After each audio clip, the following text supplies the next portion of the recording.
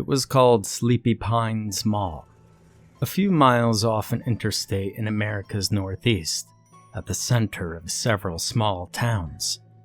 It was a single story and only had 2 anchor stores, but it was sprawling considering its almost rural location. Built in 1973, it was one of the older shopping malls and opened before there were long-term strategies on mall viability. Popular for a time, its occupancy dwindled in the late 90s, and it lost its movie theater and Sears by 2003, before becoming a neglected, poorly maintained, and sometimes dangerous commercial plaza that was outdone by nearby rivals, and doomed by surrounding negative growth trends of the towns that kept it fed. The food court closed in 2006, and the last stores followed a year later. Sleepy Pines had its fans and grown adults who had gone there as children paying it nostalgic visits, as all malls do. But by 2010, it had become a mostly forgotten derelict, with the parking lot full of weeds. 10 years later, lengthy demolition was in its final stages. I had been assigned the foreman of the construction of the building that would replace it, a large warehouse and distribution center for a major retailer. I would frequently pay the site a visit as the walls were torn down and the roof was gutted, myself having gone to the mall several times in my youth whenever my family was passing through the area, so I knew its layout well. By the winter of 2020, all that remained of the structure was the back wall of its atrium, which once overlooked the fountain. A painted mural on tiles covered that wall. Efforts to save the artwork delayed its destruction several times, but enough funds were never procured to bring the wishes of perhaps only a few dozen to fruition. Now, I'm no critic, but I always found it rather creepy anyway. European settlers amid a backdrop of pine trees, with the natives they drove out now instead depicted as their friends. Their faces were plain and simple, their eyes staring off into a space where there was once a skylight. On the other hand, the trees looked like they were made by a different painter, and one more talented. The pines were muted in their colors, but highly detailed, with layers of darkness in their shadows where you might expect mischievous forest creatures to reside. The swirling, intricate patterns of the nearly black paint took the forms of deranged beasts, if looked at closely enough. But I think it was just the artist having fun, not acting out with ill intent. It wasn't like the vast majority of shoppers would stand around and study the mural closely. Not when there were sales to be found and warm pretzels to be had. Now the mural itself would be coming down soon, and ground on the next building would be broken after the spring thaw. What little demolition remained was also put on hold while the earth was still frozen. I went to the site a few days after New Year's to get my last look at the public painting, exposed to the elements and surrounded by a landscape of snow. I checked in on the operations trailer while I was there, just to give my best wishes for 2020 to the guy in charge, who I had gotten to know over the years from various other projects. "Hey, you still like strange shit, right?" he asked me after a few minutes of us chatting about our holiday get-togethers. "Well, I got something you'll love. My guys found it just before they left for the winter. Now, I'm no good with electronics, so you might as well see what you can do with it." He handed me a GoPro camera, an earlier model that I would later learn was from 2013. The little box was in bad condition, but I didn't take it into consideration how bad at first. And it was true, I did collect oddities and yard sale objects with inexplicable backstories in my spare time. It wasn't the camera itself that might rival my greatest finds. It was the potential of the footage on board it, if it survived. If it could explain how the poor thing had been beaten into such bad shape, then the story of the object would be made all the better. I had a long winter ahead of me with little else to do, so I figured I could spend a few nights cracking it open and seeing what was on the memory card. Jesus, I replied as I studied it in my hand. It's like it melted. Yeah, we dug it up and couldn't tell what it was at first. I have no idea if there was some kind of fire here, but it doesn't even look like burn damage. Now he made a good point. There was no sign of smoke, no bubbles in the material, no metal fatigue. It was like something had turned it into clay and had its way with misshaping it into a twisted piece of art. The glass of its LCD screen and lens was intact, but the body was warped, stretched, and compressed as if by tiny fingers. If the memory card was still in one piece, I would never be able to pry it out. I'd have to carefully crack open the camera around it. Now, of course, I had a big collection of tools at home, so I knew I could do it. There was every chance the card was missing, or corrupted, or the data had been deleted, but now I was interested. I wanted to find out for certain. I told my friend that we should have lunch sometime, and I headed home. I was making good money, but I got to keep the house after the divorce, and had yet to get around to moving out and finding a better place. It was small, and half of it was spread across cardboard boxes or otherwise just a neglected mess. My home office was the only decent room remaining, and it also featured my tool bench and the arsenal I would use to disassemble the scarred and malformed lump that used to be a high-tech recording device. I managed to break it open and separate several of its pieces, and eventually, the micro SD card fell out from its slot.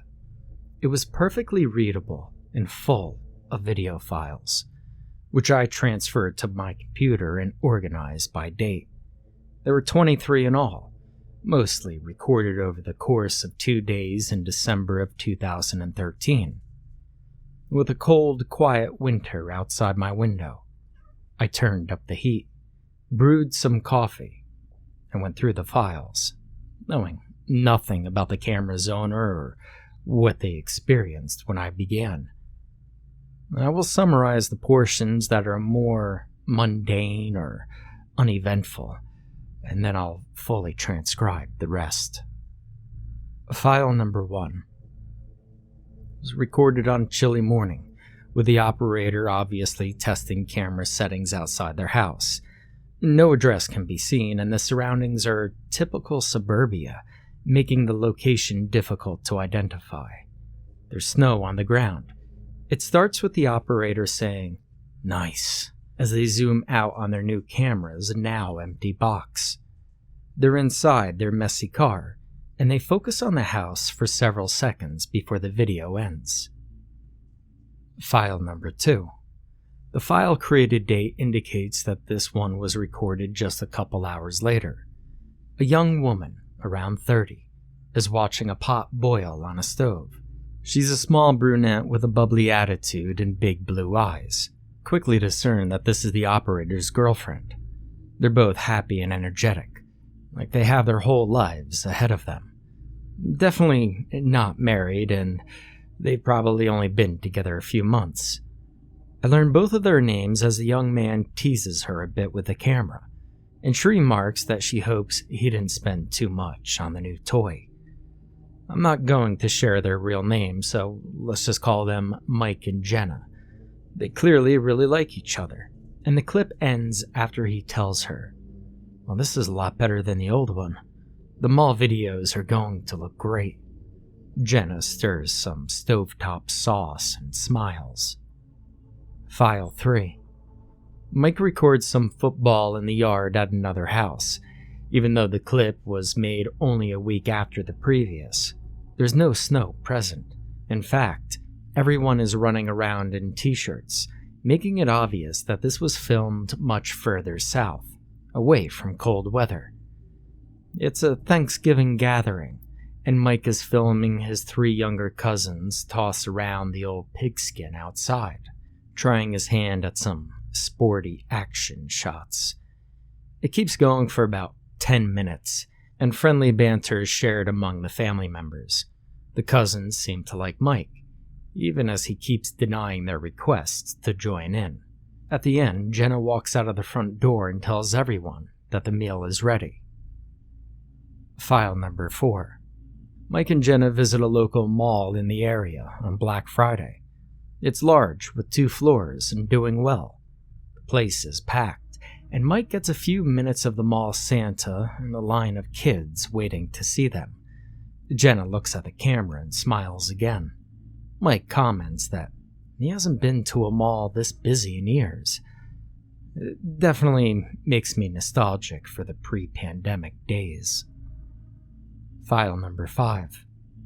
Mike is seen on the video for the first time at the mall, 10 minutes later. Jenna gets in some framing practice. Mike tries to humor her with some gestures, like he's introducing the place to an adoring, large audience. He says some things about the mall, but the crowd drowns him out. The camera isn't really known for its audio recording quality. This lasts for several minutes as Jenna gets used to the device and how to hold it steadily. Towards the end, she recommends getting some sort of mount for it, which it was designed to be used with. Mike agrees. File number 6. Now, things begin to get interesting. It's now December 15th. Jenna's doing another camera test around sunset. Mike is seen crossing the frame several times as he moves about, and she pans the camera. They're getting footage of the front of Sleepy Pines Mall, which has just recently closed. Snow covers the neglected parking lot. Mike tries the door and looks frustrated that it's locked. I hear the agitated version of his voice as he remarks that they should have come yesterday, but now it's too late. Jenna assures him that there must still be some way in, that someone had forgotten to lock one of the many doors. I understand now that they're urban explorers of some kind, though likely just kept things easy and focused on malls. Judging by Mike's response about that not being a good idea, I figured that they hadn't broken into a place before. Now I rechecked the closure date of Sleepy Pines, which was December 14th. They had just missed their chance to legally or easily get inside and film a dead mall. Mike sounds ready to give up, mentioning how well their previous trip went to another mall in the region, and that they are never going to get their subscriber count up at this rate. Jenna isn't so despondent. She wants to make her guy happy, and she mentions that since it took an hour to get out here, they should at least try to get in. Mike sighs, nods, and smiles. File 7. This is shot a half hour later. Now it's dark. Jenna is holding the camera, getting a selfie of both of them. They're under a buzzing wall light somewhere on the side of the mall, near a cracked open service door. They both look pleased, but it's clear that they're still amateurs at the newest hobby they want to do together. "Hey guys, it's Mike and Jenna," she says with an awkward grin. So we're here at Sleepy Pines Mall, and we're going to explore it together. If you've watched our first 5 videos, well, then you know we're both interested in this sort of thing. We're just gonna go in for a quick look tonight, and then come back tomorrow during the day. I bet it's really creepy in there right now. All right, let's do this, Mike adds and sidesteps inside. He opens the door and beckons in the viewer, while Jenna snaps the camera into a shoulder mount. The service corridor is poorly lit, and the 2013 hardware doesn't have the sensor chip to shoot in the darkness very well. Digital noise fills the frame as they navigate their way into the mall proper, stumbling over some equipment, boxes, and cleaning material that had yet to be removed from the area. Commentary is nearly non-existent until they find another door and emerge into a side hallway that brings them to the atrium.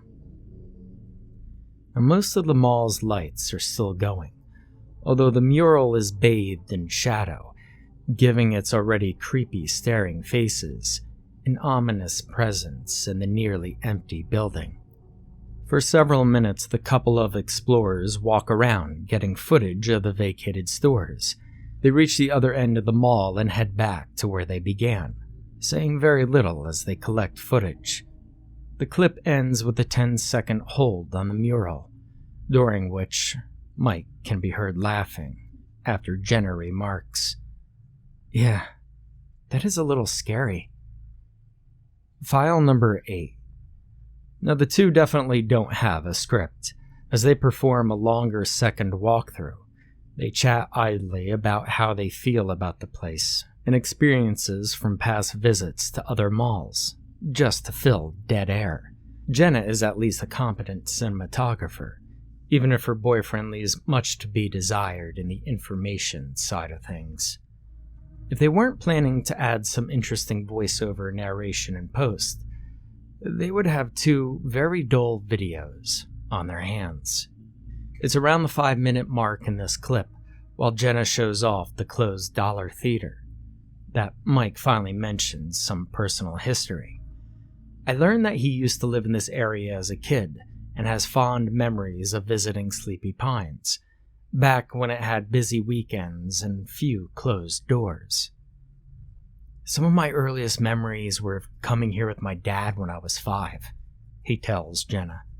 "So it must have been around 1991. I met Santa right over there." He points to a wide open liminal space under a skylight in the center of the mall. "It's sad what happens to this place, is how the memories fade over time, you know? Is that why you were so mad when you found out you missed its last day?" Jenna asks, now keeping him in frame like they're having an interview. He shrugs. "Well, I paid a visit a year ago when it was already deep into the shitter. It would have just been symbolic or something, but we're both here now, right?" He pauses and looks away. "You ready to go? We could get more footage tomorrow during the day. We just have to keep that door from locking." "Yeah, the place is starting to get to me. Empty malls at night are unnatural." They turn around and head towards the hallway where they came in. On the way, Jenna suddenly stops and swings the camera around. She stares into a lightless corridor, so dark that the sensors can't pick up anything. A posted sign indicates that the mall security center is at the end of the hall. She lingers on it for an unusual amount of time, and Mike asks off-screen what she's looking at. "Don't you hear that?" she asks, nervousness in her voice. I turn up the volume as much as I can, but nothing strange passes through my headphones. If she's hearing something, the camera didn't pick it up. She looks into that corridor as if more petrified by fright than curious. In the end, it takes Mike dragging her away to break her focus, at which point she seems to snap out of it. The clip ends with Mike staring at her and asking, "What's wrong?" If she gives him an answer, she does so when the camera's off. Now, at this point, I get onto YouTube and search for their names. Adding mall into the search form on a second try actually brings me to their page. They were really just getting their start. Their channel only has 6 subscribers, 5 videos with only about a dozen views each, and no uploads for over 7 years. I skim through their videos, all visits to other malls, and find nothing out of the ordinary. Their most recent uploads started showing the signs of professionalism, with some of that voiceover narration they badly needed. Mike shares some history of the empty mall in another state they visited, and he does so with some enthusiasm. He and Jenna smile throughout their trip, and it looks like they're having a good time walking through a shopping plaza of memories. They were one of YouTube's earlier dead mall channels, and they had some promise. But seeing their inactivity only confirms my worries that something bad had happened to them. And a few minutes of Googling later, I find out that they've been reported missing in early January of 2014. It's at least a full 2 weeks after they started working on their ill-fated video. Now naturally, I get the urge to skip to the end to find out what may have happened to them, but I convince myself to keep going through the files in order to take this trip with them as their last expedition's first viewer. Now on a second look of the last few minutes of this file, I notice 2 pink pixels in random spots of the video. I know it's a sign of sensor damage, and I trace it back to when Jenna focused the camera into the dark hallway. After 30 seconds, 1 dead pixel shows up. A little later, the next arrives. It's as if there's something at the end of that corridor that is emitting a damaging, invisible light or other energetic phenomena, which steadily overloads the camera sensor. But I don't know what else could do such a thing, other than a powerful laser or radiation. And so eagerly, I move on to the next clip. File number 9. The dead pixels are here to stay. They're present throughout the video. I see Sleepy Pine's exterior again, this time early in the morning. Mike stands at the side entrance, his breath filling the cold air. He gives Jenna a thumbs up. She comes over and points the camera at both of them. "I'm Mike." "And I'm Jenna." They then add in unison. "And today, we're exploring the Sleepy Pines Mall." Cute. They proceed inside and arrive at the atrium without cutting the shot, even when there's no reason to keep things all in one take.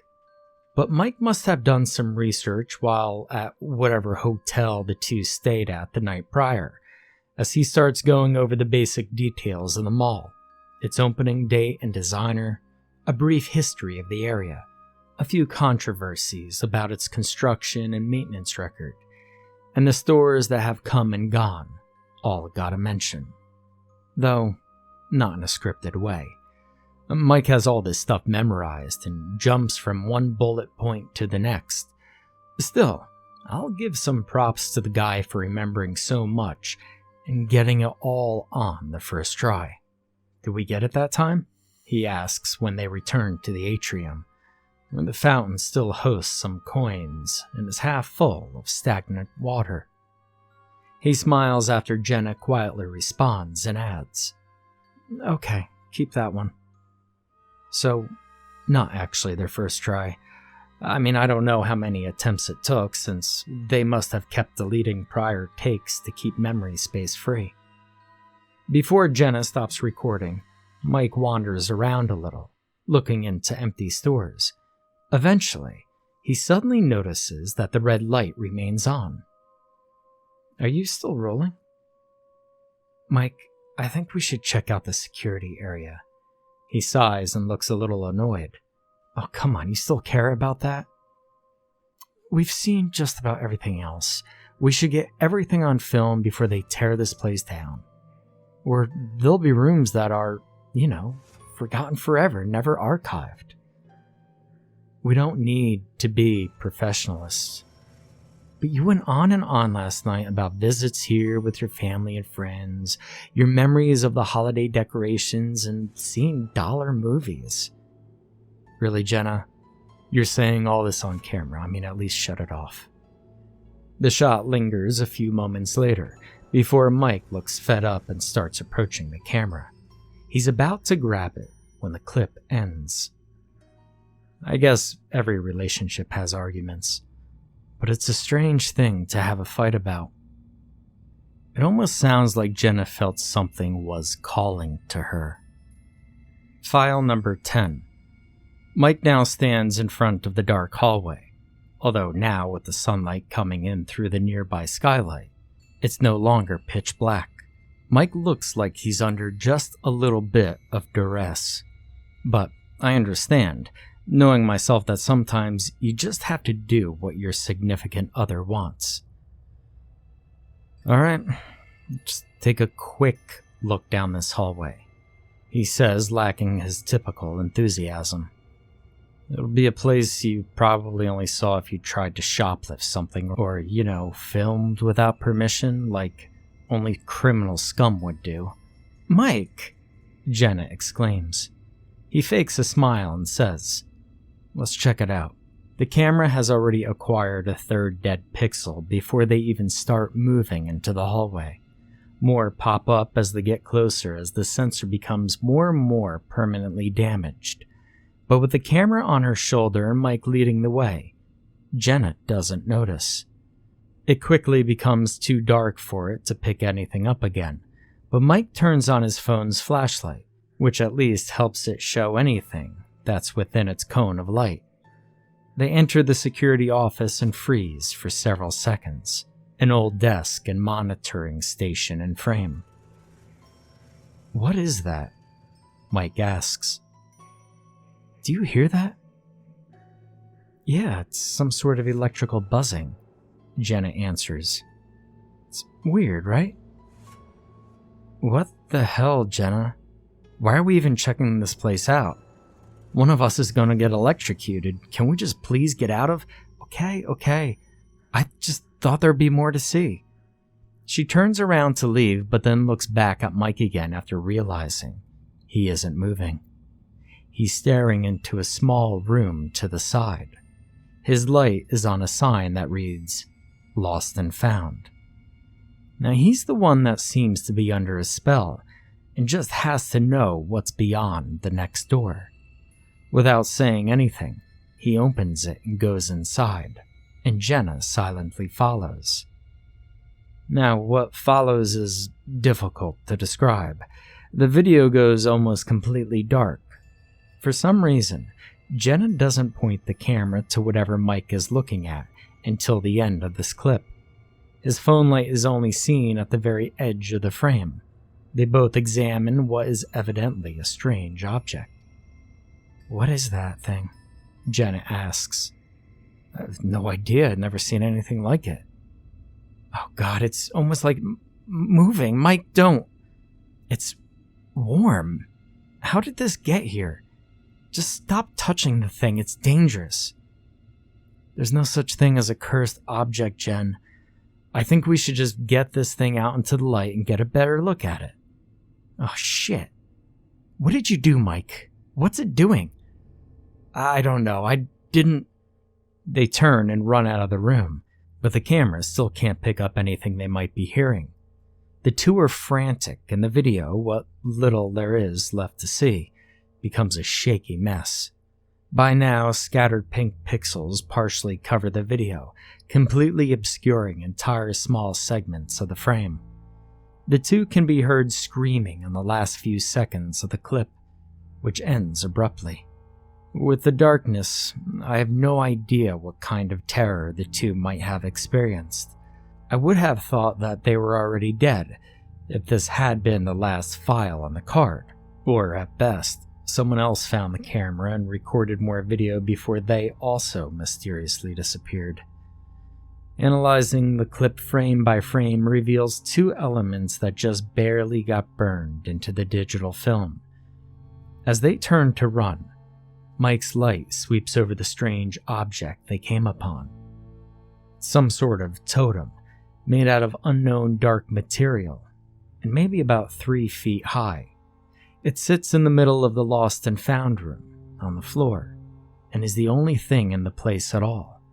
It's covered in carvings that form angular patterns, though I use that term loosely because there is no real pattern to the lines at all. They swirl and break off from one another in random, unappealing ways. It's like one of those AI-generated images that almost looks like something familiar and identifiable, but is never quite anything that really exists. Even so, it didn't look entirely alien, or forged by some forgotten tribe. It could have been someone's art piece, found at a garage sale many decades ago. its histories and origins now long obscured. But that strange totem wasn't the sight I found really frightening. Now, I don't think Mike and Jenna saw them before his phone light suddenly cut off, leaving them in the darkness. I can't confirm whether or not they're moving or just writhing in place, but on the walls of the security room is a spreading sea of long, solid black worms. I don't know how else to describe the things, but it's obvious in the few frames I get of them that they're no trick of the light or other optical illusion. Worms, molding over the wall like they're devouring it. After rewatching the entire clip several times, I close the video and try to wrap my head around what I just saw. I almost dread finding out what happens next, and I delay myself from opening the next file by refilling my coffee. It's around midnight when I finally move on to a recording made around 3 hours after the last. File number 11. I open the file with no expectations, and it right away defies explanation. While the smattering of dead pixels lingers, it's as if the past trauma the couple just experienced isn't a thought in their minds. And at first, it's like they've gone to another location and put on some new clothes. Or rather, old clothes, because it looks like Mike pulled a wardrobe out of the late 80s and changed inside of a brightly lit dressing room, all in the span of a few hours. Mike stands smiling, though he has a nervous twitch. It's apparent in Jenna's camera work as well, because her shot now has a constant tremble. The device is no longer mounted, judging by the shakiness of the video. Hi, guys, Mike says after taking a deep breath. Well, you're never going to believe what happened to us. If we get out of this, we will, Jenna replies, though there's no confidence in her voice. Right, well, it'll be better if I just show you. He gestures to a mirror in the dressing room, and Jenna walks up to it to show herself in the reflection. She now looks sharp in a bold red blazer and capri pants, and her hair is fanciful, styled up in a way that would take hours to achieve. But it's the camera itself that's even stranger. Holding it with 2 nervous hands, she brings it close to the mirror, and it's no longer a GoPro. It's not even a digital device anymore. It's now somehow a classic Polaroid, one of those old instant cameras. Yeah, weird, right? Mike continues. It doesn't have a screen on the back anymore, but it has buttons, and all the on-screen information is inside the viewfinder. I don't know why or how, but our clothes changed too. It's like, I don't know how to say it. Oh man, we're gonna get millions of views though. We're gonna be on talk shows and scientists will want to... Mike, can we just please get out of here? It's just way too confining. Alright, yeah, let's just keep showing them. The two leave the dressing room and step out into a fully lit, packed Dillard's apartment store, just like the one Sleepy Pines used to have. But I hadn't seen one so busy in many years, and as Mike and Jenna keep pretty quiet and give a tour of the place, I steadily realize why it seems so off.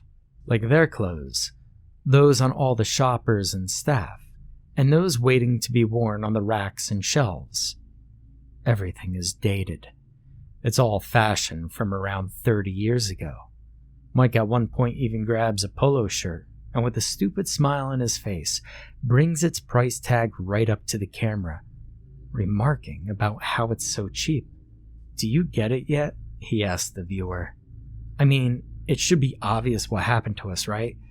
We didn't believe it ourselves at first, but... Oh, I'm sorry, man. He tells an older shopper he had bumped into, who only responds by turning around and giving Mike a curious look. Come on, let's go see the mall.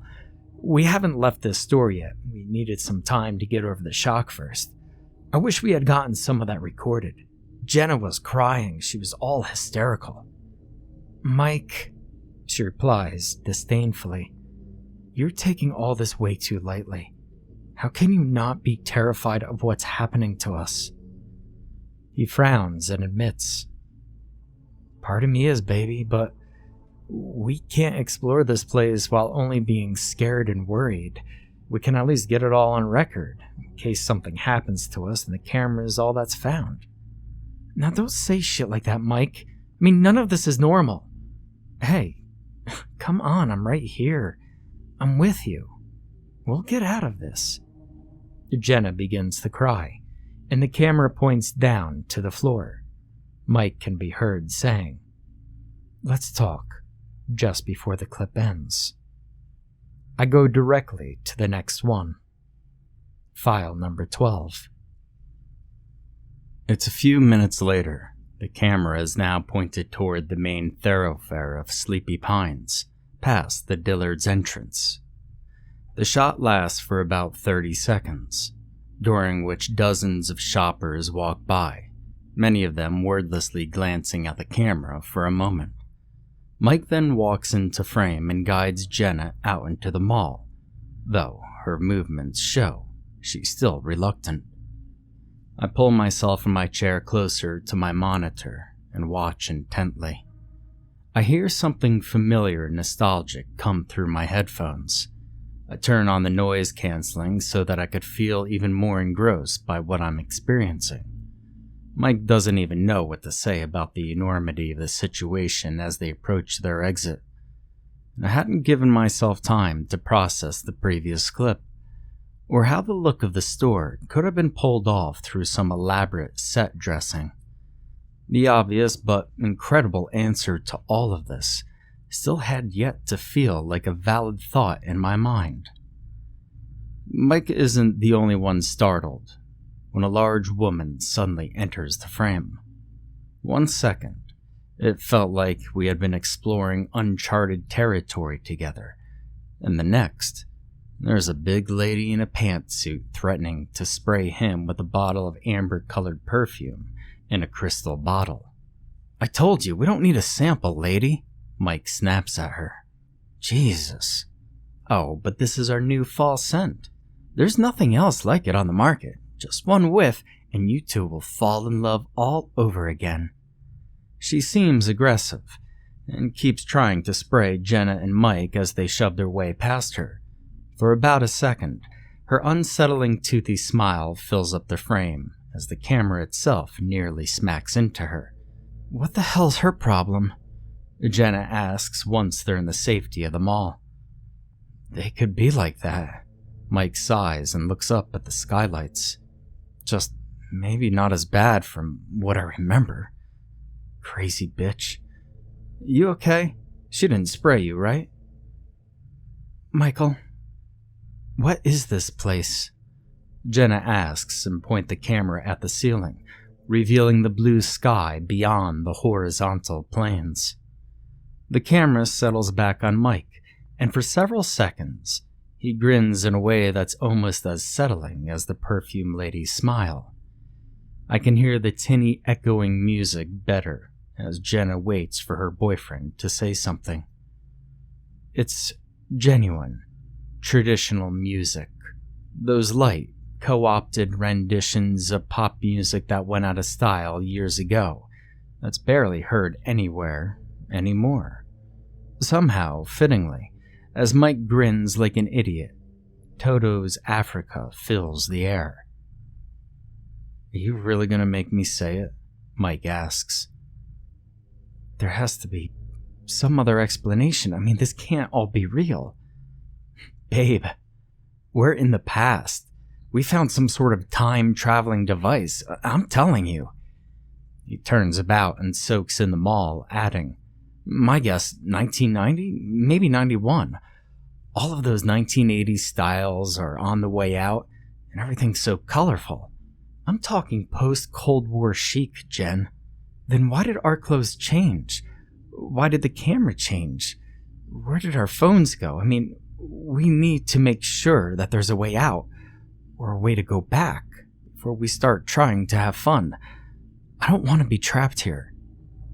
We're not here to have fun. We're here to make history, maybe even be part of history. We're filming the past, babe. We'll document everything we see, and then we'll find that weird thing again and figure out how it could send us back to 2013. But we could stay a while, right? I mean, this decade is so much better than the one we came from. With all that social media bullshit and dumbass challenges. I wish you wouldn't say that. Our friends and family are there, Michael. Our future together. We can't stay. Mike sighs. He doesn't want another argument. He wants to explore what he thinks is the past, some small piece of his childhood. The shot lasts another 10 seconds on his impatient face before the camera pans down. I get a look at Jen's shoes to see that they've turned into a pair of red high tops. File number 13. This clip goes on for over 10 minutes, and it's a proper mall tour. Jenna quietly films every store they pass without argument, while Mike tries to provide some commentary. But he's often distracted, overwhelmed by amazement every time he looks into a shop, or sees a person walk by in nostalgic clothing, or finds a treasured piece of media from the era. He forces Jenna to spend several minutes just in Sam Goody, so he could get every audio cassette, early CD, or videotape in at least a few frames of the video. All the while, Mike is overly excited and Jenna seems wary of the crowds. The shoppers almost approach an uncanny valley. They look like regular people, but they act like emotional automatons, staring vapidly at the two like they're intruders in their home. She notices them, as do I, but Mike hardly seems to consider whether or not something is off with anyone other than himself and his girlfriend.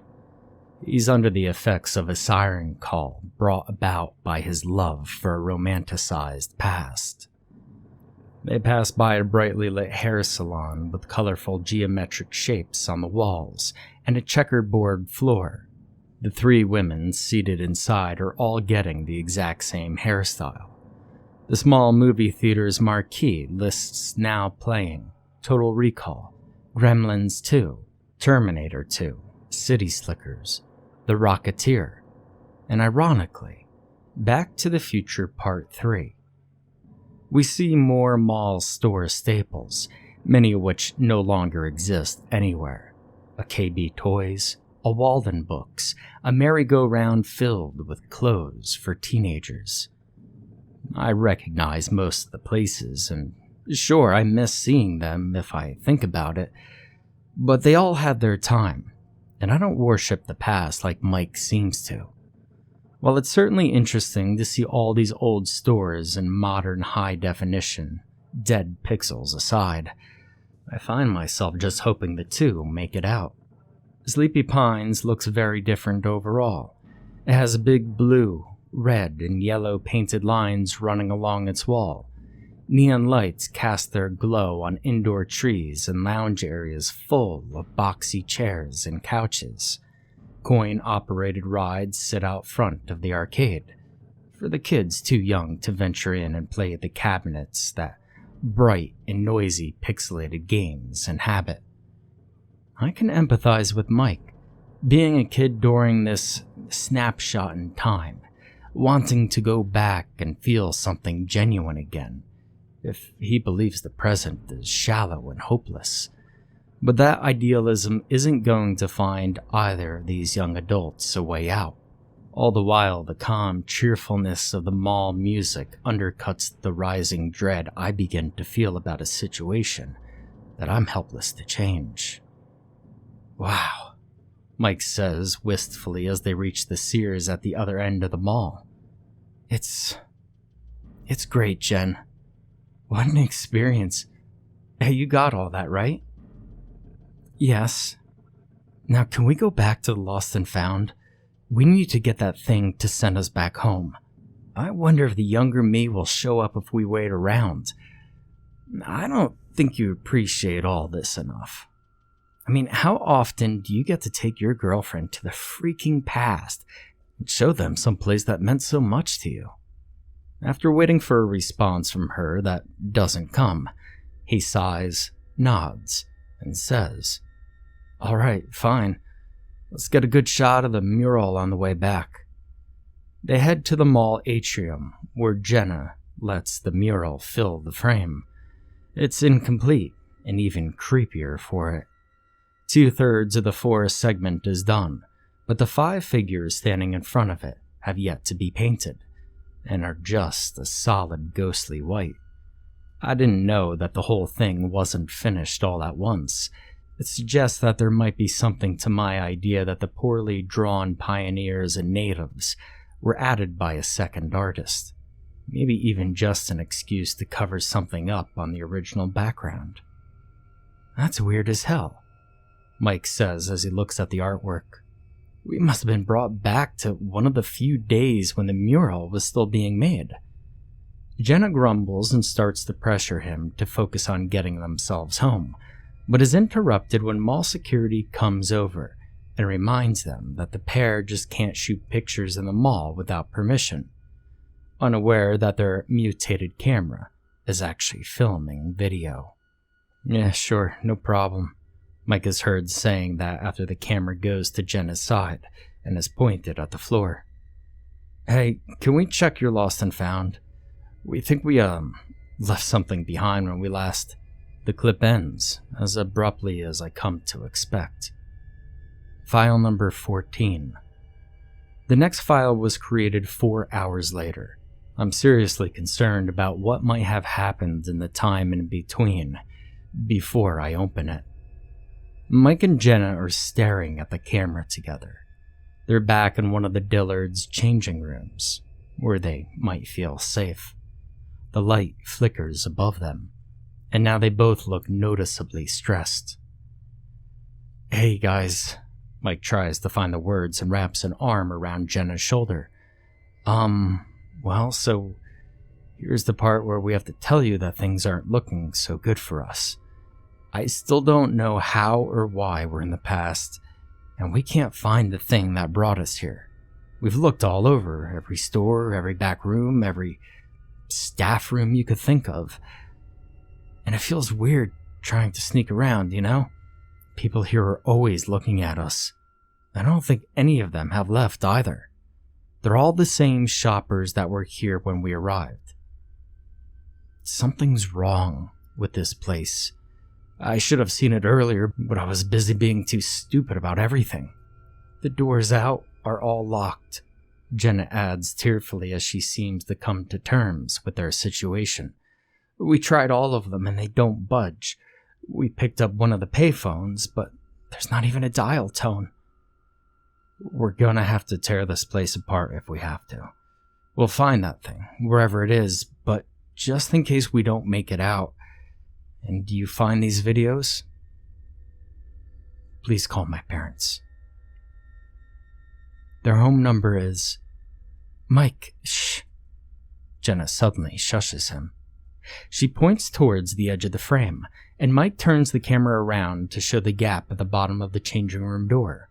After several seconds, a pair of large feet stuffed into high heels steps into the space. They turn towards the door, and it rattles violently. Jenna can be heard suppressing a scream. The door keeps shaking for about a full minute before the assault on it finally ends. Without saying a thing, the large woman on the other side walks off. As upset as she is, Jenna picks up the camera again, nearly dropping it as she films Mike cracking open the door and looking around. He gestures for her to come out, and they make an exit from the store by sneaking behind clothes racks and keeping quiet. The other shoppers look at them again, but don't bother them. Just before they can leave, Mike gets a shot of the perfume lady standing near the store entrance. I recognize the shoes and realize that she must be stalking the pair at this point. Without warning, she turns towards them. and they duck behind a display table full of polo shirts. I pause on a frame of her face and see how hideous she has become. Her bulbous face is covered in bright red lipstick, sky blue eyeshadow, and bright pink blush. But it all does nothing to help with the fact that she has greasy, disheveled hair and yellow, crooked teeth. After a few seconds, the camera pops back up. The perfume lady is gone. "Where is she?" Jenna whispers. "I don't know. We just have to get out of the store. We never should have come back in here. We knew the door would be locked just like the others. Mike, we have to..." Jenna is cut off by the sound of ruffling fabric. She and Mike both flip around to see the perfume lady staring right at them from the top of a clothes rack. She's slumped over some of those chrome bars, her blob-like arms dangling down like she's an obese sloth with a murderous glint in its eye. She curls her lips into a demented grin and holds up the perfume bottle seemingly glued to one of her hands. Mike and Jenna quickly work up the nerve to get on their feet and make a run for the store entrance. Judging by the sounds coming from behind them, their pursuer knocks over the entire rack and crashes into more displays as she gives chase. There are expletives, terror, and panic in Jenna's voice as she and Mike dash out towards the mall. She briefly turns the camera back to capture the crazed lady on film. She's becoming animalistic, running on all fours with eyes as black as sharks. Jenna lets out a shriek as the feral beast gains on them, but the perfume lady stops right at the boundary of the store, as if there is an invisible barrier she can't pass. After catching his breath, Mike flips her off, and the woman simply regains her composure, getting back on two legs and returning to the cosmetic department, that grin never leaving her face. "What the hell, Mike? She's not human. No person acts like that," Jenna shouts at him. "We need to get out of this place right goddamn now." "I know, Jen. I know. At least she can't leave the store." "Shit." Mike tries to calm himself down as the shoppers stare at him, most of them now just standing around as if they're NPCs who had run out of walk cycles. He points the camera up at the skylight, revealing that it's dusk.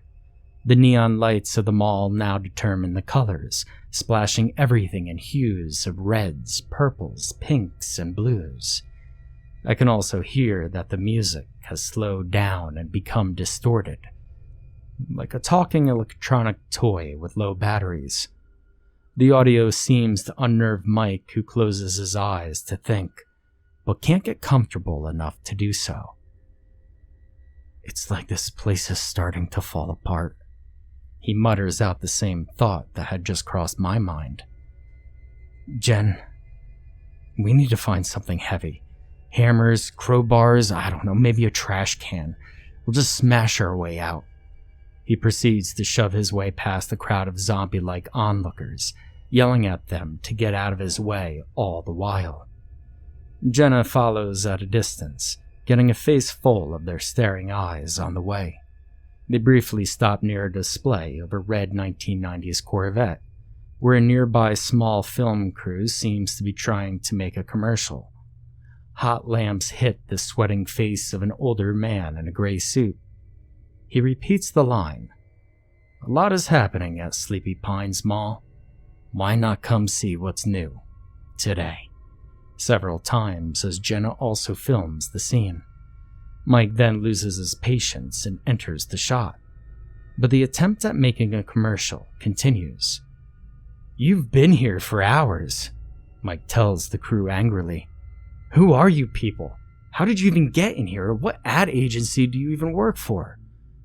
"Michael, stop," Jenna quietly pleads. "Don't antagonize them.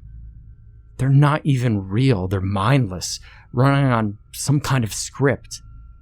With no concern for consequences, Mike knocks over the lights and the expensive film camera, and then steals the tripod. Jenna doesn't know what to make of it, and she just stands in place in shock as Mike walks away with the bulky piece of equipment. And actually, Mike seems to have a point, because the actor simply keeps repeating the same segment of the commercial several more times with the crew watching and going through the motions. The camera pans to the floor, and the clip ends. File 15. It starts with Mike midway through another swing of the tripod against the glass door. He's been at it for a while, based on his apparent exhaustion. He lands the heavy metallic tripod plate against the glass door several times, but has yet to crack it. The glass doesn't even seem to have any give to it. He might as well be hitting a brick wall. The vintage cars and trucks in the parking lot outside seem real, but I'm not so sure. There's no people outside in the darkness, yet the couple are trapped in the mall with hundreds of them, so everything beyond its walls may not even have reason to exist. Whatever time travel trickery is going on, it likely can't extend past the building in which it was triggered. Jenna can be heard quietly sobbing. She pans to a trash can on the floor, knocked over, and she gives it a kick, giving me the impression that she had used it to join in on the effort before she gave up and started filming again. I also noticed that the music is now completely gone, replaced by a monotone buzzing sound. Mike hits the door 12 times in all, working up a sweat and eventually, hopelessly, collapsing to the floor. The recording of this effort then ends. File 16. The camera sits on the table in the food court. It's getting late, but it looks like all the places are still open. The pair have cups of soda and slices of pizza on paper plates in front of them, but they both look hesitant to eat it. It isn't that they're only losing hope of escape, but they're also afraid of the food. Now, I can't blame them. They're also mostly in shadow, now lit only by neon lights. "Are we going to really eat this?" Mike asks, listlessly. "I mean, who knows what it's made of?" Jenna murmurs back. "Well, we have to eat something. We're starving." Mike looks into the camera and says, tiredly, "Yeah, so the clocks here say it's 2 a.m, and things just keep on going. It's 24/7 mall now, I guess. We couldn't last much longer without eating or drinking something. If this is what ends us, at least you'll know it wasn't the perfume lady." In one of the few acts of bravery I've seen Mike exhibit across all the videos, he takes a sip from the cup before Jenna. Slowly at first, before gulping it down thirstily. She then does the same with her drink, and they soon look a little more confident about trying something solid next. "Well, I mean, it does taste like Dr. Pepper," Mike says and examines his pizza. "And it looks authentic enough, even though I don't think much of anything is real in this place. Okay, I guess before it gets cold." He takes a bite, chews, and eventually swallows. Deciding it tastes edible enough and is worth the risk, he quickly gobbles up the rest, while Jenna remains more reluctant and takes her time with her food. "It's too dark in here," she says, looking around. "All the ceiling lights shut off hours ago, but the people didn't even seem to notice." "Well, we'll try to get some sleep in the arcade," Mike tells her. "All the games are still running. I think that's the most light we'll get." What's going to happen to this place? Maybe, eventually, the dream ends and we wake up. Even the guy at Sbarro didn't speak or ask us for any money. Yeah, Mike then deadpans a joke. No wonder the chain is dying off. They sit, drink, and eat quietly for another minute before the video ends. File 17. This one takes place entirely inside the mall's old arcade, which closed in 1998. The only sources of light are the flickering cabinet screens of games on their demonstration modes, but there are so many that the place remains the brightest locale of the mall at this point. Mike holds the camera this time, but I don't know what he's trying to archive, other than the miserable conditions the two have found themselves in. He makes a few rounds around the arcade cabinets, muttering incoherently to himself. Kids and teenagers fill the large room with a carpet featuring planets and stars, but none of them move. Some have their hands on joysticks or buttons, others just stand and stare with arms at their sides. Mike tries to elicit a response from one of the kids, getting the lens right up into their face.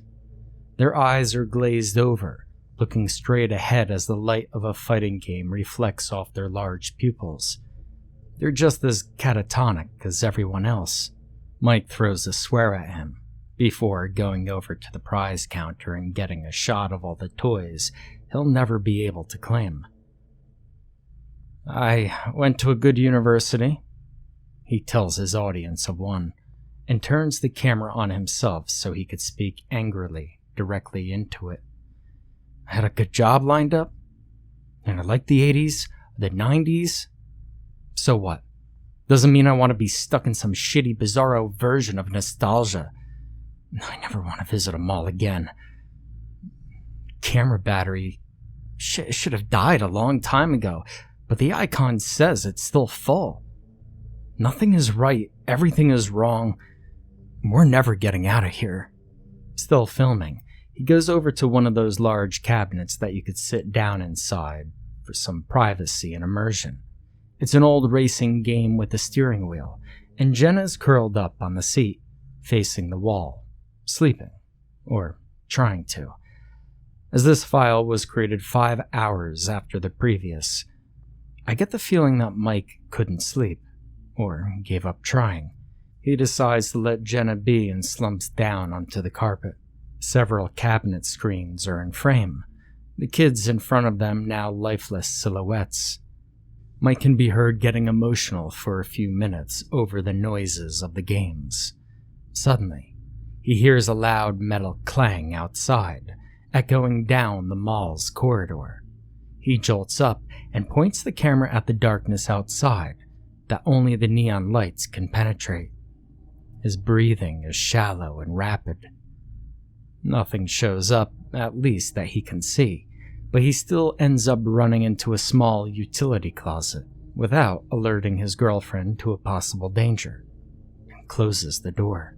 Following another few seconds of a pure black image filled with digital noise and dead pixels, the video ends.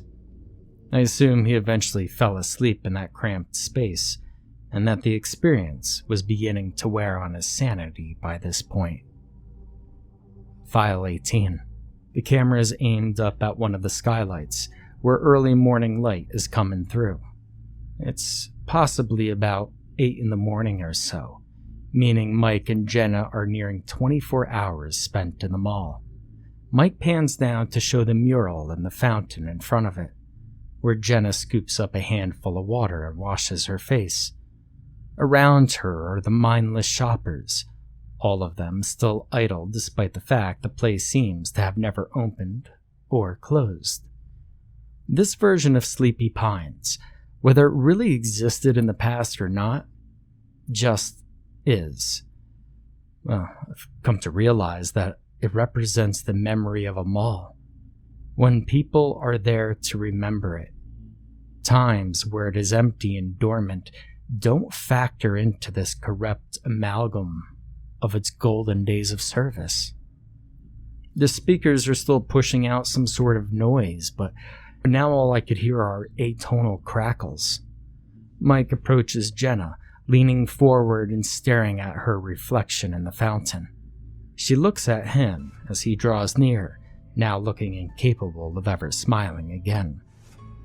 I still worry about Mike's mental state, but she doesn't seem afraid of him. She's just tired or starting to resign herself to her imprisonment. "Jen, are you hungry?" Mike asks flatly. "The Cinnabon still seems to be running. Could get you something." She shakes her head and replies, "Mike, we need to find a way out today. Whatever it takes, we can't give up. We just can't." "I know. We'll try something else. I was thinking maybe the air vents." Jenna looks as though she's about to say something, but instead goes back to looking into the fountain. After several seconds, she takes on an inquisitive expression and leans forward. She stays in frame, but I get the impression that Mike's actually looking elsewhere while the camera remains pointed at her. Jenna takes out one of the coins from the fountain and studies it. I could barely hear her murmur, "Michael, look at this." Mike doesn't hear her and shouts, "Jen, run!" The camera swings around and I see the perfume lady aggressively approaching at a fast and unstoppable walking pace, the Dillards far behind her. It's the first time we've seen her leave the invisible boundary of the department store, and Mike and Jenna seemed shocked about this as well. The large woman still has a perfume bottle in one hand, but there's no telling what she really wants. Not ready to find out, the couple start running. File 19. An hour after the previous video ended, Jenna gets the camera going again to show Mike crouching down between some washing machines and peeking around the corner of one of the big white cubes. They're somewhere in the Sears store. "I think we finally lost her." Mike sighs and slumps against the machine. "Crazy bitch. Why is she the only one still moving around?" He shakes his head and looks up to see that the camera is recording. "Mike," Jenna says quietly, "there might be a way out or something." He grumbles back, "What are you talking about? Don't get your hopes up, but I found a... No, here, just take a look at this." She hands him a quarter and checks both sides of it. He looks at Jenna, like she's crazy at first, but then realizes why she sees it as important. It's got the state art on the tail side. Well, that didn't start around 2000. Yeah, it's from 2005. I don't think the coins in the fountain were affected by any of this. Something to do with the water, maybe? That doesn't make sense. None of this does. Maybe there's something we could do with water. Whatever took us to this bizarre version of the past, maybe water is the answer, a way out. Mike frowns. So then what? Should we jump into the fountain, hold our breaths, and hope for the best? Or do you want to open up all the faucets in the mall and flood it? How does this big revelation help us? We have to keep trying, Michael, and we need to talk. We need to understand what had happened to us and what this place really is, why we're even here. I don't think we're really in the past. I mean, didn't you notice how early it got dark yesterday? There aren't any holiday decorations here, and all the fake people are dressed like it's summer. But the day didn't last any longer than it did before. Well, I mean, yeah, I guess. I think that device somehow recreated local history by altering all the nearby material. But it isn't perfect, and it can't sustain it for long. It's not stable. It's all breaking down, and I think we're running out of time. Jenna, it's insane. Well, have you any better theories? I mean, do you actually think that we went into the past? Mike takes on a rather vapid expression as he thinks for a few moments, before replying. Then what's the deal with the perfume lady? I don't know. Maybe she's guarding the place. Maybe she's the thing keeping us here. She's hunting us. She's a threat, so I say, let's try to kill her. How? He asks, and rather stupidly in my opinion. Well, we could start by trying. Why don't we just bash her over the head and see what happens? She's not real, Mike. I mean, none of these people are real. All right, yeah, fine. We'll smash her head in and see what comes out. He tries to act tough for his girlfriend, but he can't back it up. After he agrees to commit some sort of homicide, the two hear a noise, and he panics just as much as she does when they see the silhouette of the perfume lady against the light of the Sears exit to the parking lot. Now, I'm not sure if she was just standing there looking menacing, or started chasing them again. The clip ends just as the couple start running. File number 20. With only 4 files left to view, I knew that Mike and Jenna's journey is coming to an end. This one opens with Mike holding the camera at himself, and behind him are boxes of shoes. He's at a Payless or a Foot Locker. He has a free arm wrapped around the camera tripod from earlier, which rests against his shoulder. He must consider it the best weapon he could find. We think it's been over 24 hours since this all started, he tells me. We're prepared to take on that perfume bitch now, mentally and physically. But we don't know where she is at the moment. But hey, you gotta see this. He gets up and goes to the store entrance, where Jenna is standing guard and looking into the hall. She's holding a metal bar in one hand, I think taken from a clothes rack, and a fire extinguisher in the other. Look at them, she murmurs. They're getting worse. Mike gets a little closer to one of the nearby kids, but still keeps a safe distance. Thick black ooze moving as slowly as hot tar is dripping out of the boy's mouth. Smaller streams of the stuff come out of his lifeless eyes. Mike pulls up and pans the camera to reveal that the surrounding adults are suffering from the same affliction. Still, they all do nothing but stand quietly. Jenna walks into the frame and says, "This is what I'm talking about, Mike. This place is falling apart. First, it'll be the more complex things, like the people.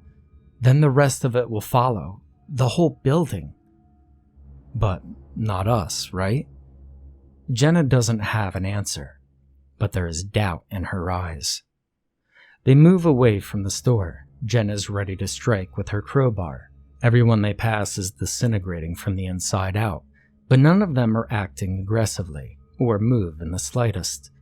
Mike points the camera up to the skylights, where a miasma of black specks is rising and beginning to smother the sunlight. As he pans back down, he catches on film one of the shoppers losing their arm. It simply breaks off and falls onto the floor, where it slowly melts into a pool of black liquid. At this point, they're out of curse words, and they just accept it. Even the movie theater's marquee has been corrupted, or is glitching, like a crashing computer program. The only 2 legible titles are Casablanca and Gone Girl, neither of which name out anywhere near the supposed emulated time period in which the 2 are trapped. The other spots on the marquee are jumbles of letters and numbers, and a pile of them is building up on the floor by the box office. Mike turns away and focuses on the fountain they're closing in on. The mural behind it has lost all of its elements and is now solid black. Jenna runs over to the water and looks down into it. She dips a hand in and then steps in fully, submerging herself just below her knees. "You really expect something to happen?" Mike asks as he catches up. "You're just getting soaked. Might be hard running in wet, squishy shoes, Jen." "Maybe we don't have to run anymore if this is our way out." She looks down at her feet and mutters, "Come on, do something." "Well, what are you hoping will happen?" "I don't know. Maybe for my shoes to change back." Mike gazes into the fountain, bringing the camera close to its surface. He notices the coins and takes one out to look at the year it was minted. "You were right," he admits. "You've been putting more thought into all of this than I have. I guess anything's worth a shot at this point." He points the camera straight up for about a minute, leaving a bit of his hair in the frame as the clouds of dark particles thickens above. After he has some time to think his deep thoughts, he swings it back down and gets a shot of Jenna's shoes again. They're still red high tops, and she expresses her disappointment with apparent anguish. I don't know for how long she stayed in the fountain, since the video ends a moment later, with Mike trying to be considerate and offering reassuring words. File number 21. Over 2 hours later, Mike gives a shot of the skylight again. Only now, the dark particles are burning away into thick mist that almost fully obscures the sunlight. It moves like boiling water, forming a wriggling cloud all across the top half of Sleepy Pines. The writhing mass reminds me of the worms crawling on the wall from earlier. But it gets worse. The camera sweeps down to the walls of the atrium, where large tiles are breaking loose as more black ooze pours out and spreads across the floor. Jenna walks towards the camera, trying hard not to step in the gunk. She stares at Mike for several seconds, and then keeps walking past him. "Place has gone to hell," he mutters into the microphone. He then asks Jenna, "Are we doing another walk? Nothing's changing with the doors. The people in the stores are almost gone, but the doors are still solid. Jen? If everything is burning off or melting, then a way out has to emerge." "Yeah, maybe, but we've been going back and forth for a few hours." "Well, I'm going to the food court to see if there's anything left." "I'm not sure that's a good idea, Jen." He follows her anyway, and they cross through a hallway that looks more like a moving, dripping cave system of black magma than anything human hands made. I think it's all being reclaimed by the device that projected a version of the mall that emulates its past, but one that never really existed. They make it to the food court, now nearly pitch black as its primary light source, sunlight, has all been but completely blotted out. The food is darker still. The sub-sandwiches, Chinese noodles and rice, and the Sabaros, pastas, and pizzas have lost their color and form, as they also turn into slag. "There's nothing left," Jenna sighs. "God damn it. I'm so hungry." "I just hope that, what we ate before passed through us enough and we don't have any of this nasty stuff inside us." The two look down at one of the shopper's heads on the floor, separated from its body and still staring ahead mindlessly in a pool of its own gunk. They don't remark on it. It really must be a common sight by now. "Mike," Jenna says while the camera is still pointed at the floor. "What is it?" "That kid. You've got to be shitting me." "What about him?" Mike walks off, only bringing the camera back up when he's a few feet away from a young boy, 5 or 6 years old. His gooey insides are still intact, for now, and he looks blankly into space like the others. I put the pieces together on why Mike suddenly sounds so upset, just before he confirms it. "Jen, that's me. Why am I here? Why?" She comes over to get a look at young Michael, and then tries to comfort the adult one as he keeps the camera on the kid's eyes. "It doesn't mean anything," she tells him. "How can you say that? Whatever created this place it pulled from a pool of faces, maybe full of everyone who ever came here. But that could be over 1 million people. Why did I just now find the young me? Where was he? How does, or whatever this is, know who I am? This is all so screwed up, it's messing with us. We're never going to get an answer. Let's just go back looking for a door, or maybe focus on staying safe until a path opens for us." Mike takes a deep breath and turns the camera back around to show the two of them again, both clearly exhausted. He works up the confidence to say, "The next time we turn this thing on, we'll be filming our escape. Or already back in our hotel room. So sick of this place. I think we'll be taking our channel in a different direction after this." They both lock eyes and share a brief kiss before the video ends. File number 22. Unfortunately, Mike lied. Created another 2 hours later, this one starts with another shot of the skylights and part of the wall right beneath him. But now, finally, it seems things are reverting. The thick fog of particles has disappeared, and there's a few feet worth of the more recent aged atrium wall between the ceiling windows and the black goop, which is no longer actively moving. Instead, the material is now like a dried, flaking crust. A few chunks break off the mass and turn to dust on its way down, as if the 2013 version of the mall is emerging from a cocoon. "Hey, it's us again, hopefully it's the last time," Mike says and gets both of them back into frame. Their eyes are half closed and they look ready to sleep for a week. "Well, we still couldn't find a way out. But it's starting to look like we just have to keep waiting a little longer. Sleepy Pines is returning to normal. Very slowly," Jenna adds. "Yeah, here, look at this." In a sweeping 360-degree shot, he shows off the atrium and the 3 main hallways. It's all coated black, including the floor, turning the place into a demented Dali painting.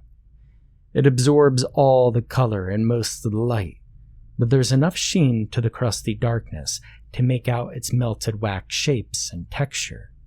The two stand to avoid sitting on the stuff, since all the chairs and couches are also gunkified.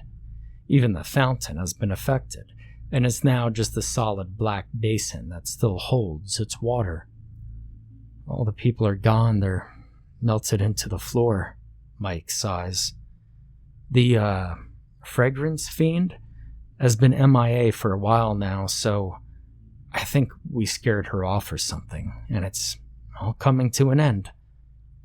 I begin to feel some relief myself, after having an elevated heartbeat for nearly an hour from the safety of my office chair. I start hoping again that they made it out, but just dropped the camera on the way. I look at the little thing on my desk, my mind still trying to process the idea that I had been twisted into a very different size, shape, and model before being twisted right back again. Mike goes on to say, "We still don't know what happened to our phones, so hopefully we'll be able to flag down a car, get some food, and maybe get back to our hotel room. Close the curtain, sleep. Sound good, Jen?" "Jen?" He looks over to see her staring down at her shoes, which she quickly gets into frame. They've changed back into a modern pair of sneakers. "Mike, it worked," Jenna murmurs. "Yeah, I guess it took a long time. Do you feel anything?" "My feet tingled for a second, but then I looked down and..." She stops suddenly as a loud, thundering crack echoes throughout the atrium. "What the hell was that?" Mike exclaims and swings the camera all the way around to show a large segment of the melted black wall near the K&B toy store breaking apart. "Jen, I think it's speeding up. We might be able to get out in just a few minutes." "Oh, thank God," she breathes out. The wall cracks again, and then a torrent of ooze, which never dried, comes pouring out. Mike takes a step back, and the 3 of us watch in dread as an inky arm emerges from the opening, its claw-covered hand grasping the side to tear open the rest of the chrysalis. Like a grotesque insect emerging from inside, 4 more arms spring out and quickly rip apart the shell. A deformed, hulking dark mass over 7 feet tall lurches forward. Its 4 legs and 9 arms wriggle about as if they're trying to free themselves from the true owner of the body. The disgusting and horrifying chimera has 5 mouths, at least that I can see, but only a single eyeball manages to protrude from the dripping fleshy shadow. Multiple voices, all of them dissonant and guttural, managed to gurgle out, "Try our new fall scent." "Jesus Christ!" Mike yells out and grabs for the tripod, resting against one of the lounge chairs. Before he can grasp it, the monstrous creature emits a loud, buzzing sound. The camera picks it up this time. For Mike and Jenna, it's so painful and deafening that they have to cover their ears. In doing so, Mike ends up flinging the camera away. It lands at an angle in the melted floor, where the dried ooze covers a part of its lens. The moment the shrieking begins is also when more dead pixels start to appear. Much faster than when it happened previously. Every 2 or 3 seconds that pass, another one pops up. Now, I'm still able to see enough of the scene that follows to discern what happens next. Though in pain, the couple manage to get their weapons, and as the creature stumbles into the frame, Mike hits the body and multiple arms with his tripod several times, with as much force as he can muster. Jenna jams her metal bar into its body, but it gets lodged into the mass and starts sinking into it. When she realizes she can't pull it out, she begins spraying the creature with foam from the fire extinguisher. It seems to slow it down, but that isn't enough for either of them. They know that they need to destroy it, or at least try to. Its body covered in foam and maybe blinded by it, Jenna shoves the entire red canister into one of its mouths. Mike bashes the extinguisher in deeper with the tripod, and the handle audibly gets squeezed within its maw. More foam is dispensed directly down its gullet, paralyzing the abomination. Jenna grabs Mike's hand and gestures towards the fountain, I guess seeing it as their best option, though I lack the information to know exactly what they expect it to do for them. Even so, they run off into the background of the shot and visibly jump into the water. They don't emerge before the video ends. In the last 10 seconds, after the foam stops pouring out of the creature's mouths, it collapses to the ground, where it starts crawling towards the fountain, screeching and sprouting more arms as it does so. With over half the video's pixels either dead or showing nothing but the blackness, the clip finally ends on its own. Likely because the camera's too badly damaged to continue recording. File 23. Now, I want a conclusion, but I should have expected that I wouldn't get one. My PC never generated a thumbnail for this final file, so I knew in advance that there would be something wrong with it. The warning about it being damaged doesn't deter me from trying alternate ways to see inside it. The file size is over 25 megabytes, so there has to be something within its bits. Eventually, after trying several file restoration and video editing programs, I managed to extract some information. It's 9 seconds long, though that means little when everything about the file is corrupted to begin with. The audio is nothing but a loud buzz similar to what the creature let out, and nearly every frame of the video is just a mess of the jumbled greens and blacks of more unreadable data. Even so, I want to say I did everything possible. So, I go through the video frame by frame, all 60 of them, for each second. Now, only 2 frames, one 5 seconds in, and the other just near the end, survived and are decipherable, despite still having a flood of pink dead pixels. The first is a single frame still of Sleepy Pines during the day, looking normal with a few shoppers walking about. Many of the stores are closed or empty, but the arcade is still open, placing this image sometime before 1998, but after the events across the rest of the files. The other one takes me back to where it all began, showing the totem in the lost and found room, blurred by camera motion. It's a duplicate frame from file 10. The remaining several hundred frames remain corrupt, and the date created for number 23 defaults to the Unix time of January 1st, 1970. I don't think the last file was created by pressing the record button. My guess is that it was generated via hardware error, possibly while the camera was reverting back to its natural form. But that doesn't explain where it could have pulled that picture of the mall in decline, taken years later. I stay up another hour into the night, researching anything I could think about of the mall, or Mike and Jenna. I find the commercial we saw being shot by the Corvette on YouTube. I almost believe I might see the couple walking about in the background, but I go through the retro 30-second spot for the mall several times, and none of the featured smiling shoppers look anything like them. Even so, seeing all the era-appropriate clothes and the appearance of the mall make me appreciate just how accurately the strange, unknown, and missing device managed to recreate the place from the past. And then, at 4 a.m, as I'm starting to crash, something casts doubt on the genuineness of everything I just saw. Now, although Mike never posted about it on what little social media presence he had, I find out through another student's Facebook posts from Mike's university days that he attended several special effect classes in his junior and senior years. Now, I go to bed thinking about what this might mean, and how it could have all just been an elaborate underground art project. I mean, maybe Mike had melted several cameras and placed them about in abandoned malls to attract attention to himself, or become the star of some new urban legend.